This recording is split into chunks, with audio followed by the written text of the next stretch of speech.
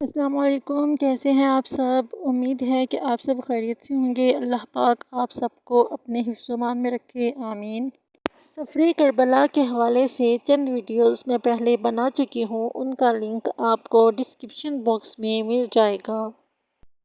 اکثر تاریخی مصادر میں آیا ہے کہ امام حسین علیہ السلام اور آپ کے اصحاب 2 محرم سنہ 61 ہجری کو کربلا کی سرزمین پر پہنچے ہیں۔ تاہم دنوری نے کربلا میں امام حسین علیہ السلام کی آمد کی تاریخ کو 1 محرم الحرام قرار دی ہے اور اس قول کو بھی نظر انداز نہیں کیا جا سکتا۔ جب ہن نے امام علیہ السلام سے کہا یہیں اتریں کیونکہ فرات قریب ہے، امام نے فرمایا کہ اس جگہ کا نام کیا ہے؟ سب نے کہا کربلا، یعنی فرمایا یہ کرب یعنی رنج اور بلا کا مقام ہے۔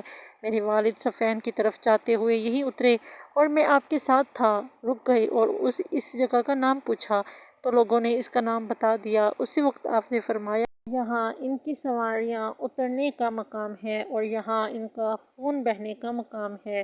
لوگوں نے حقیقت حال کے بارے میں پوچھا تو آپ نے فرمایا خاندان محمد صلی اللہ علیہ وآلہ وسلم کا ایک قافلہ یہاں اترے گا۔ امام حسین علیہ السلام نے فرمایا یہ ہماری سواریاں اور ساز و سامان اتارنے کی جگہ ہے اور یہاں ہمارا خون بہنے کا مقام ہے، اور اس کے بعد حکم دیا کہ ساز و سامان یہیں اتار دیا جائے، اور ایسا ہی کیا گیا۔ اور وہ پنج شنبہ جمعرات 2 محرم کا دن تھا۔ بعض روایات میں ہے کہ 4 شنبہ یعنی بدھ 1 محرم سنہ 61 ہجری کا دن تھا۔ منقول ہے کہ کربلا میں پڑاؤ ڈالنے کے بعد امام حسین علیہ السلام نے اپنے فرزندوں، بھائیوں اور اہل خاندان کو اکٹھا کیا اور ان سب پر ایک نگاہ ڈالی اور روئے اور فرمایا خداوند، ہم تیرے نبی کی اطرت اور خاندان ہیں جنہیں اپنے شہر و دیار سے نکال باہر کیا گیا ہے، اور حیران اور پریشان اپنے نانا رسول اللہ صلی اللہ علیہ وآلہ وسلم کے حرم سے نکالا گیا ہے، اور بار خدا بنو امیہ نے ہمارے خلاف جارحیت کی۔ خداوند پس ان سے ہمارا حق لے لے اور ظالموں کے خلاف ہماری نصرت فرما۔ اس کے بعد آپ نے اصحاب کی طرف رخ کیا اور فرمایا لوگ دنیا کے غلام ہیں اور دین صرف ان کی زبانوں تک محدود ہے۔ اس وقت تک دین کی حمایت اور پشت پناہی کرتے ہیں جب تک ان کی زندگی فلاح و رفاہ میں ہو، اور جب بھی بلا اور آزمائش کی گھڑی ہو تو دیندار بہت قلیل ہیں۔ اس کے بعد امام نے سرزمین کربلا کو نینوا اور آذریہ کے باشندوں سے 60,000 درہم کے عوض خرید لیا اور ان پر شرط رکھی کہ آپ کی قبر کی طرف لوگوں کی رہنمائی کریں گے اور 3 تک ان کی پذیرائی اور ضیافت کا اہتمام کریں گے۔ 2 محرم سنہ 61 ہجری کو امام حسین علیہ السلام اور اصحاب کربلا میں حسین علیہ السلام کے سرزمین کربلا پر اترنے کے بعد حر بن یزید ریاحی نے ایک خط عبید اللہ بن زیاد کے لیے لکھا اور اس کو اس امر کی اطلاع دی۔ حر کا خط ملتے ہی عبید اللہ نے ایک خط امام حسین علیہ السلام کے نام بھیجا جس میں اس نے لکھا تھا اما بعد، اے حسین علیہ السلام، کربلا میں تمہارے پڑاؤ ڈالنے کی خبر ملی۔ امیر المومنین یزید بن معاویہ نے مجھے حکم دیا ہے کہ چین سے نہ سوؤں اور پیٹ بھر کر کھانا نہ کھاؤں حتیٰ کہ تمہیں خدائے دانائے لطیف سے ملحق یعنی قتل کروں یا پھر تمہیں اپنے حکم اور یزید کے حکم کی تعزیل پر آمادہ کروں۔ والسلام۔ مروی ہے کہ امام حسین علیہ السلام نے پڑھنے کے بعد خط کو ایک طرف پھینک دیا اور فرمایا جن لوگوں نے اپنی رضا اور خوشنودی کو خدا کی رضا اور خوشنودی پر مقدم رکھا وہ ہرگز فلاح نہ پا سکیں گے۔ ابن زیاد کے قاصد نے کہا یا ابا عبداللہ، آپ خط کا جواب نہیں دیں گے؟ فرمایا اس خط کا جواب اللہ کا دردناک عذاب ہے جو بہت جلد اس کو اپنی لپیٹ میں لے گا۔ قاصد ابن زیاد واپس چلا گیا اور امام حسین علیہ السلام کا کلام اس کے سامنے دہرایا، اور عبید اللہ نے امام علیہ السلام کے خلاف جنگ کے لیے لشکر تشکیل دینے کا حکم دیا۔ عمر بن سعد امام علیہ السلام کے کربلا میں پڑاؤ ڈالنے کے دوسرے روز یعنی 3 محرم الحرام کو 4,000 افراد کے لشکر کے ساتھ کربلا پہنچا۔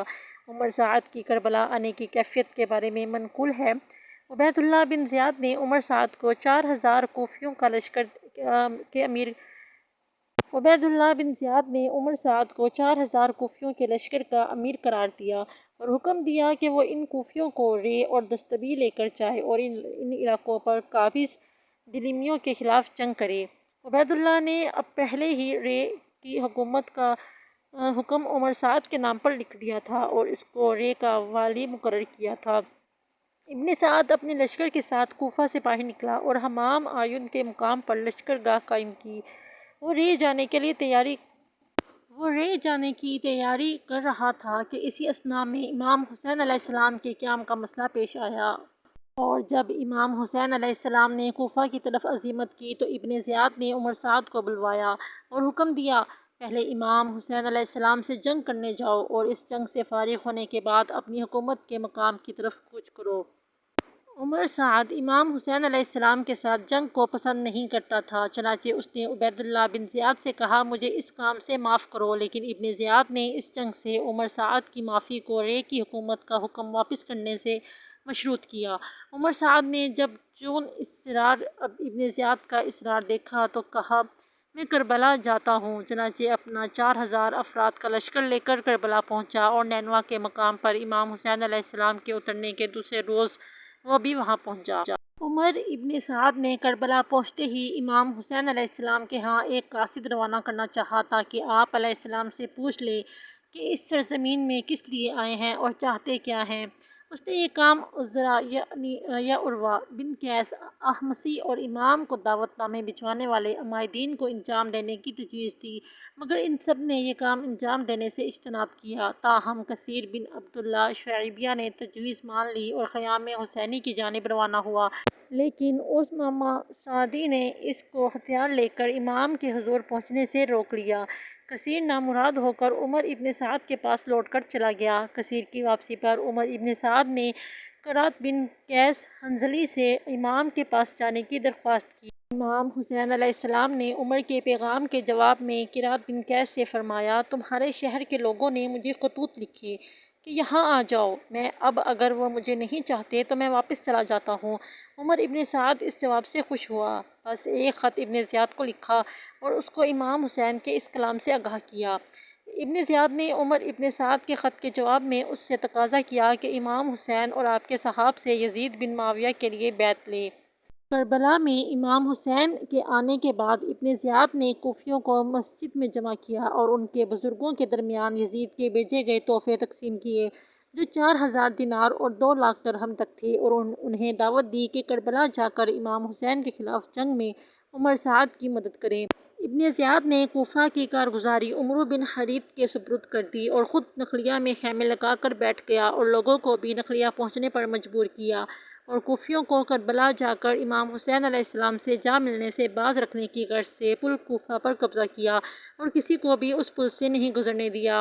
ابن زیاد نے حسین بن نمیر کو 4000 کے لشکر کے ساتھ قادسیہ سے نخلیہ بلوایا۔ ابن زیاد نے محمد بن اشعث بن قیس کندی، کثیر بن شہاب اور قعقاع بن سوید کو بھی حکم دیا کہ لوگوں کو ابو عبداللہ الحسین سے جنگ لڑنے کے لیے تیار کریں۔ ابن زیاد نے سوید بن عبد الرحمن منقری کو چند سوار دے کر کوفہ میں تحقیق کر کے ان لوگوں کا سراغ لگانے اور اپنے پاس لانے کا ہدف دیا جو ابو عبداللہ الحسین کے ساتھ جنگ پر جانے سے اجتناب کر رہے تھے۔ سوید نے کوفہ میں تلاش و تحقیق کے بعد ایک شامی مرد کو پکڑ کر ابن زیاد کے پاس بھجوایا جو اپنی میراث طلب کرتے کوفہ آیا تھا۔ ابن زیاد نے کوفیوں کو خوفزدہ کرنے کے لیے اس شخص کے قتل کا حکم دیا۔ لوگوں نے جب یہ دیکھا تو سب نخلیہ کی طرف روانہ ہوئے۔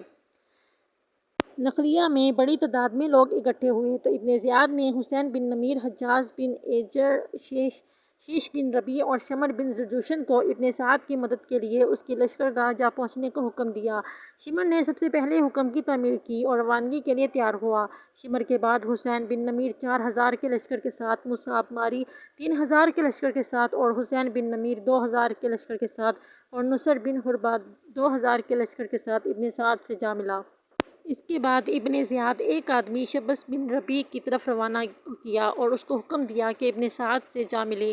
وہ بھی 1000 سوار لے کر عمر بن سعد کی لشکر گاہ میں پہنچا۔ شبس کے بعد حجاج بن ایجر 1000 سوار اور اس کے بعد محمد بن اشعث 1000 سوار لے کر کربلا پہنچا اور ان کے بعد حارث بن یزید بھی حجاج بن ایجر کے پیچھے پیچھے کربلا روانہ ہوا۔ ابن زیاد ہر روز صبح اور شام کوفیوں فوجیوں کے 25، 30 اور 50 افراد پر مشتمل دستے کربلا روانہ کرتا تھا، حتیٰ کہ 6 محرم الحرام کو ابن سعد کی سپاہیوں کی تعداد 20,000 افراد سے تجاوز کر گئی۔ ابن زیاد نے عمر بن سعد کو اس لشکر کا سپہ سالار قرار دیا۔ ذرا سوچیں، تصور کریں 72 کا قافلہ اور اس کا مقابلہ کرنے کے لیے 20,000 افراد سے زیادہ کی فوج یزید نے تعینات کی۔ ذرا خود سوچیں، ذرا خود تصور کریں یہ کہ یزید کے دل میں کتنا خوف تھا، اتنی پاور ہونے کے باوجود بھی اس کے دل میں کتنا خوف تھا حضرت امام حسین علیہ السلام کو لے کر، کہ اس نے اتنی فوج تیار کی لیکن پھر بھی اس کے نصیب میں ہار اور لعنت اور ملامت ہی ہوئی جو تا قیامت باقی رہے گی۔